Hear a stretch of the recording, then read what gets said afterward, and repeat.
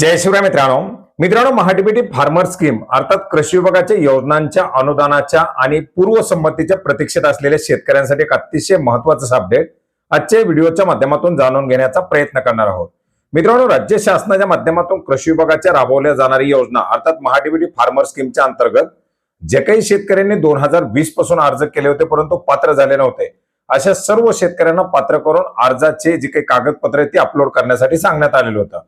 लाखो शेतकऱ्यांच्या माध्यमातून आपली कागदपत्र अपलोड करण्यात आलेली होती। त्याच्यापैकी काही शेतकऱ्यांना पूर्वसंमत्या देण्यात आल्या होत्या आणि जवळजवळ 3,19,000 पेक्षा जास्त शेतकरी हे आपल्या पूर्वसंमत्या मिळाल्यानंतर यंत्र अवजाराची खरेदी करून बिल चलन अपलोड करून अनुदानाच्या प्रतीक्षेत आहेत। साधारणपणे 1,098 कोटीच्या आसपासची रक्कम या शेतकऱ्यांना वितरित करणं अपेक्षित होतं आणि मोठ्या प्रमाणात शेतकरी अनुदानाच्या प्रतीक्षेत असल्यामुळे कागदपत्र अपलोड करून त्यांच्या अनुदानाचं वितरण न झाल्यामुळे नवीन पूर्वसंमत्या देणं बंद केलं होतं।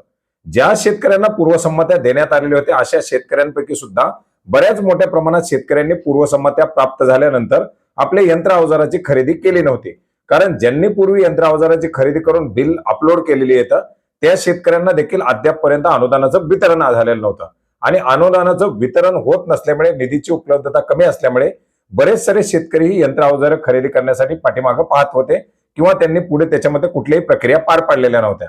आणि मित्रांनो, याच्याच अंतर्गत आपण पाहिलं होतं की 31 मार्च 2026 रोजी राज्य शासनाच्या माध्यमातून आर्थिक वर्षाच्या शेवटच्या दिवशी राज्य पुरस्कृत कृषी यांत्रिकरण योजनेला वाढीव अनुदानासह मंजुरी दिलेली होती। या योजनेच्या अंतर्गत 2025-26 मध्ये ही योजना राबवली जात असताना फक्त 400 कोटीची तरतूद करण्यात आलेली होती आणि शेवटच्या दिवशी या योजनेला प्रशासकीय मान्यतेमध्ये 300 कोटी रुपयाची वाढ करण्यात आली। 700 कोटी रुपयाचा निधी हा या योजनेसाठी तरतुदीत करण्यात आला, जो आता शेतकऱ्यांच्या खात्यामध्ये वितरणाची प्रक्रिया सुरू आहे। आणि साहजिकच या वितरणाचं जे काही प्रक्रिया पार पाडल्या जात असताना याच्यामध्ये शेतकऱ्यांना पूर्वसंमत्या तर देण्यात आलेल्या आहेत, परंतु त्या शेतकऱ्यांच्या माध्यमातून बिल चलन अपलोड करण्यात आलेले नाहीत किंवा यंत्र अवजाराची खरेदी करण्यात आलेली नाही। जानेवारी महिन्यामध्ये देण्यात आलेल्या पूर्वसंमत्यापैकी बहुतांश शेतकरी हे बिल चलन अपलोड न केलेले आहेत, त्यांनी अद्याप ही यंत्र अवजाराची खरेदी केलेली नाही। आणि याच्यामुळे काय झालंय की पूर्वसंमत्या दिलेल्या शेतकऱ्यांची बिल चलन अपलोड नाहीत आणि ज्या शेतकऱ्यांनी कागदपत्र अपलोड केलेले त्यांना पूर्वसंमत्या नाहीत।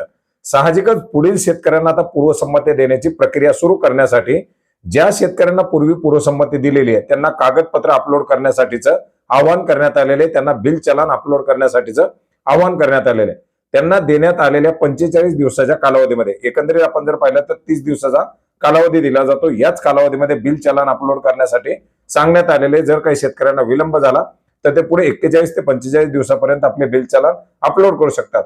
परंतु सुरुवातीला जी वॉर्निंग दिली जाते ती 30 दिवसाचीच वॉर्निंग पिरियड असतो।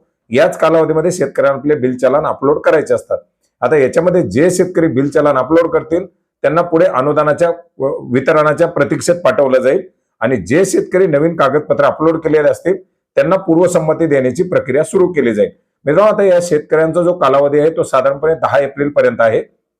त्याच्यानंतर पुढे 5 ते 10 दिवस वाट पाहिली जाईल आणि साधारणपणे 20 एप्रिलच्या पुढूनच जे नवीन शेतकरी असतील अशा नवीन शेतकऱ्यांना याच्या अंतर्गत पूर्वसंमती देण्याची प्रक्रिया सुरू केली जाईल। साधारणपणे याच्यासाठी एप्रिलचा शेवटचा आठवडा किंवा मेचा पहिला आठवडा सुद्धा लागू शकतो आणि या शेतकऱ्यांच्या प्रक्रिया पार पाडून पुढील प्रक्रिया पार पाडल्या जाणार आहेत। मित्रांनो, सर्वच योजनांसाठी अशा प्रक्रिया पार पाडल्या जातील, कारण भाऊसाहेब फुंडकर फळबाग लागवड योजनेचा पूर्ण निधी आलेला आहे, ठिबक सिंचन तुषार सिंचनच्या अनुदानासाठी आवश्यक असलेला पूर्ण निधी आलेला आहे आणि कृषी यांत्रिकरणसाठी सुद्धा मोठ्या प्रमाणात तरतूद करण्यात आली आहे। परंतु एकंदरीत 1100 कोटीची मागणी, त्याच्यापैकी हे 700 कोटीचं वितरण होईल। 400 ते 500 कोटी रुपयाच्या निधीची तरतूद ही आता कृषी समृद्धी योजनेच्या अंतर्गत केली जाणार आहे। तर मित्रांनो, अशा प्रकारे महाडीबीटी फार्मर स्कीमच्या पूर्वसंमतीच्या संदर्भातील नवीन अर्जाच्या मंजुरीच्या संदर्भातील हे काही महत्त्वाचे असे अपडेट होते, ज्याची माहिती आपणास नक्की उपयोग पडेल अशी आशा करतो। आपल्याला जर पूर्वसंमती मिळालेली असेल तर अनुदानाला विलंब लागेल, परंतु आपल्याला या दिलेल्या कालावधीमध्ये आता बिल चलन अपलोड करावे लागतील आणि आपण जर कागदपत्र अपलोड केलेली असतील तर आता पूर्वसंमती येण्याची आपली प्रक्रिया लवकरच सुरू केली जाणार आहे। धन्यवाद।